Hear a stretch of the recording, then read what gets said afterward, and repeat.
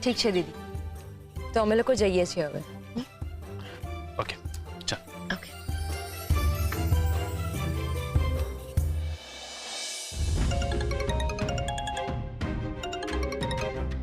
Hello hello Mrs सरगम ઝવેરી. हाँ बोलूँ छू. We are so sorry Sargam madam, અમારાથી ભૂલ થઈ છે. રૂપનો રિપોર્ટ પોઝિટિવ છે.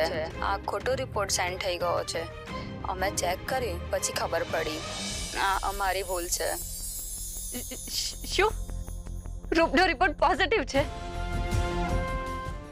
તમે સોરી ના કહેશો. આ તો બહુ સારા સમાચાર છે. Thank you so much.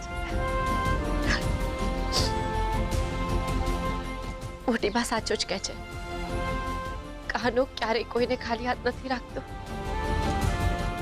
આ કૃષ્ણનો જ તો વરદાન છે કે પહેલા રિપોર્ટ નેગેટિવ આવ્યો અને પછી આ એનો ચમત્કાર છે કે પછી ફોન આવ્યો અને રિપોર્ટ પોઝિટિવ થઈ ગયો. એનો અર્થ કે ઘરે જે બાળક આવવાનું છે એ કાનો જ આવવાનો છે. આ બાળક કૃષ્ણનો જ પ્રસાદ છે. તું સૌથી પહેલા આ વાત છે ને મોટી માને કહીશ.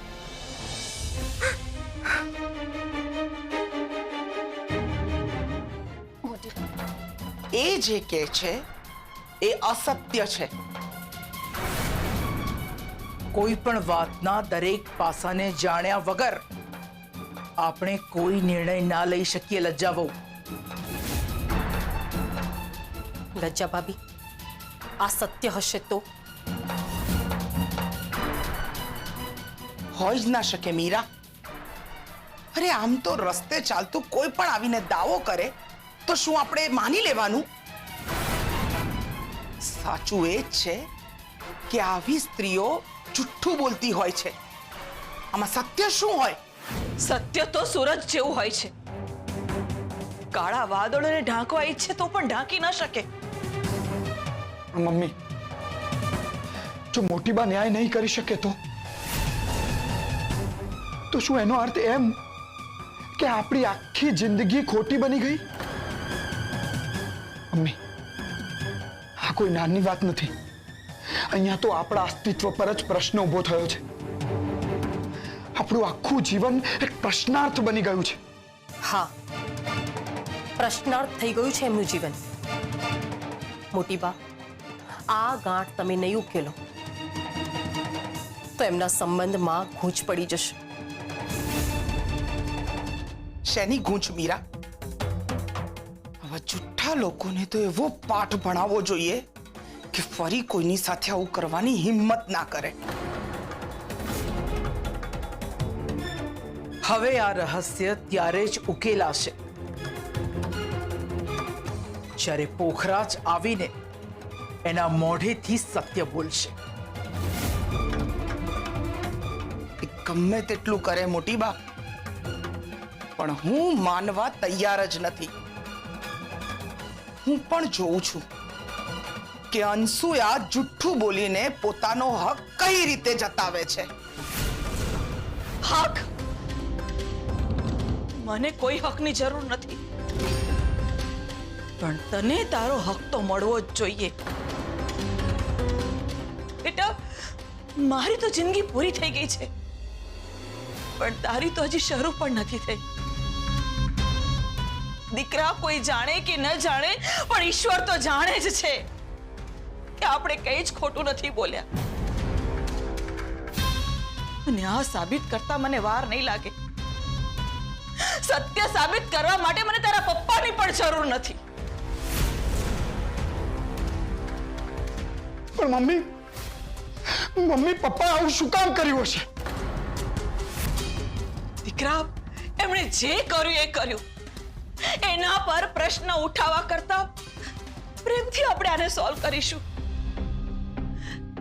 બેટા, આપણે આ પરિવારના સભ્યો છીએ અને જેટલા ઘા આપણે એમને આપીશું ને એનાથી વધારે ઘા આપણા મન ઉપર પડશે. એમને કોસવા કરતા બને એટલા પ્રેમથી આપણે આ પ્રશ્નને હલ કરીશું. આપણે આટલા વર્ષો આપણા પરિવારથી વંચિત રહ્યા, પણ હવે સમય આવી ગયો છે તને તારા ભાગનો પ્રેમ અપાવવાનો. કોઈ પણ સંજોગોમાં નહીં તો હું એને હક આપીશ, ના તો આ ઘરમાં જગ્યા. અંશુયા! અંશુયા! લજા ભાભી, અંશુયા! લજા ભાભી. હું પણ જોઉં છું મોટી બા કે આ ઘરમાં એ કેટલી મિનિટો સુધી રહે છે. અંશુયા! અંશુયા! છોડ મીરાને! અંશુયા! જાઓ!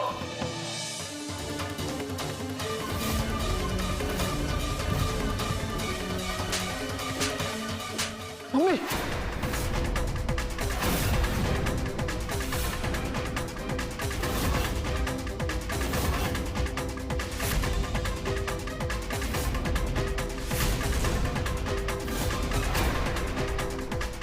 ખોટું બોલે છે બધું, ખોટું બોલે છે તું.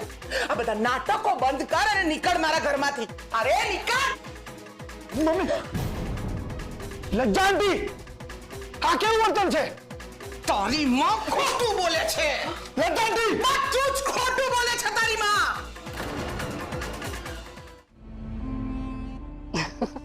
આહા ધ્વનિ, બાળકની વાત સાંભળીને તું તો એકદમ જોશમાં આવી ગયો ને. હા, કારણ કે આ માત્ર તારા માટે નહીં, મારા માટે, મોટીબા માટે, રૂપ માટે, આપણા પરિવાર માટે, બધાના માટે આશાની છેલ્લી કિરણ છે. ધ્વનિ, તને ખબર છે મોટી બાએ મને શું શીખવાડ્યું? કે જ્યારે તમને એવું લાગે ને કે આ તમારી આશાની છેલ્લી કિરણ છે, તો એ આશાની છેલ્લી કિરણ નથી હોતી, ઉગતો સૂરજ હોય છે. એનો અર્થ કે આ બાળક આપણા જીવનમાં આશાની છેલ્લી કિરણ નહીં, પણ ઉગતો સૂરજ લઈને આવશે. હા, એ થશે જ. એટલે હવે જ્યારે તું હિંમત હારી જઈશ, ત્યારે હું તારી હિંમત બનીશ. અને જ્યારે તું થાકીશ ત્યારે હું.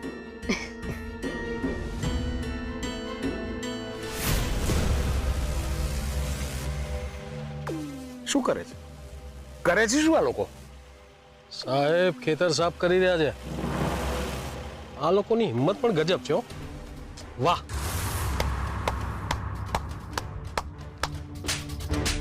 સર્કસ સર્કસ ચાલે છે ત્યાં તો તાળીઓ પાડે છે? અરે માફ કરો સાહેબ, પણ આ લોકોએ કામ શરૂ કરી દીધું અને આ લોકો આગળ પણ વધી રહ્યા છે. જુઓ ને. કઈ વાંધો નહીં, કઈ વાંધો નહીં. કામ શરૂ તો કરી દીધું છે પણ લાંબુ ટકશે નહીં. પાક વાવવો અને ઉગે ત્યાં સુધી એનું ધ્યાન રાખવું એ બે અલગ વસ્તુ છે. વાવી લેવા દે, વાવી લેવા દે. પછી પાક ઉગે છે કે નહીં એ મારા હાથની વાત છે. આગ લગાડતા મને વાર નહીં લાગે.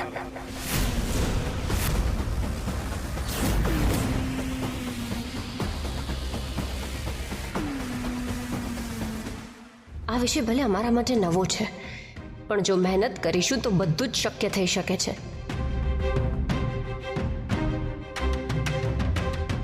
હવે આ સાહુકારને જે કરવું એ કરે, પણ હું હાર નહીં માનું.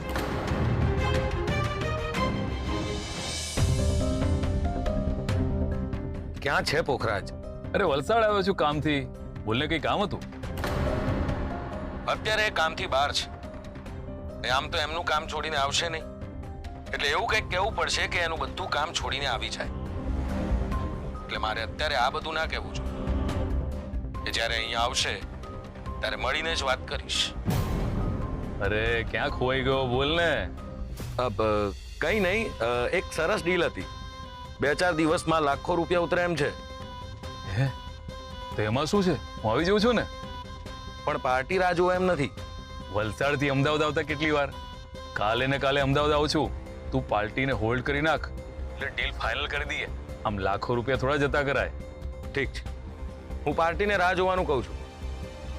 અંશુયાબેન કેમ છે? તને અચાનક આ અંસોયાનો વિચાર કેમ આવ્યો? આ ભૂલમાં કરેલા લગ્ન ગળાનો ઘંટ બની ગયા છે ને કહેવાય ને સેવા એવી પરિસ્થિતિ છે મારી. તો એકવાર લગ્ન થઈ ગયા હતા તો બીજી વાર લગ્ન શું કામ કર્યા? તે અત્યાર સુધી ક્યારે આવો પ્રશ્ન નથી કર્યો ને આજે કેમ આ પ્રશ્ન કર્યો તે? કઈ નહીં, બસ હું તો એમ જ પૂછતો હતો. અરે શું થયું? કોઈને કઈ ખબર તો નથી પડી ગઈ ને? ના ના, એવું કઈ નથી. અરે તું બધી નકામી વાત છોડ ને. આપણે કાલે ને કાલે સોદો પાડી દઈએ એટલે તારો ને મારો હિસાબ ક્લિયર. ઠીક છે. હા, કાલે તમે આવશો પછી મને એક બેને બાંધેલી રાખડીનું ઋણ ઉતરી જશે. બધાને સત્ય જાણવું છે ને, તો હવે સત્ય સામે આવીને રહેશે.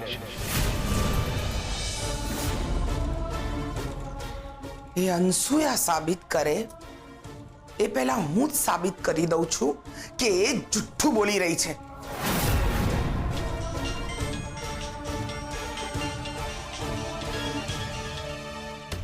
હા બોલો, તમને જ યાદ કરતી હતી ને, તમારો ફોન આવી ગયો. બોલો ને લજ્જા રાણી. હું એમ કહેતી હતી કે મારે ચિરાગના પપ્પાને અત્યારે આ અનસુયાની વાત નથી કરવી. ખાલી અત્યારે મારે એમને અહીંયા બોલાવવા છે. એટલે માં અને દીકરા બંનેને ધક્કા મારીને આ ઘરની બહાર કાઢી શકું.